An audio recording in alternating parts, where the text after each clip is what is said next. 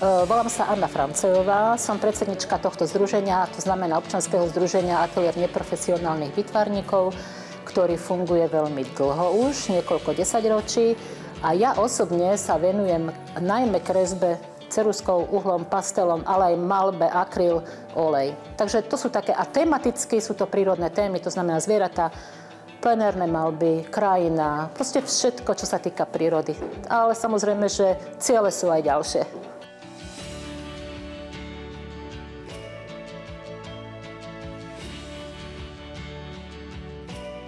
Moja tvorba najväčšou premenou prešla najmä vtedy, keď som začala malovať. To bola z kresby zo suchých techník prejsť na iné, na mokré, na malbu.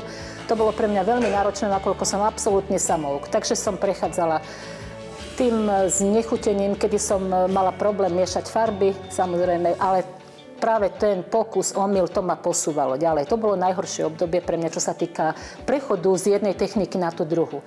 No a teraz si pripadám tak, že stále som na tej ceste, že stále idem ďalej a hľadám stále tie možnosti malby, aké môžu byť, pretože my ako samoúci, neprofesionáli, naše združenie, tak my sa vlastne sami učíme. Takže, ale je to dobré, lebo to, čo sa naučíme, alebo nejaké nechutenstvo z toho človeka posúva zase len ďalej. Takže vždy to je krátke obdobie znechutenia, ale vždy sa posúvame potom k dobrému.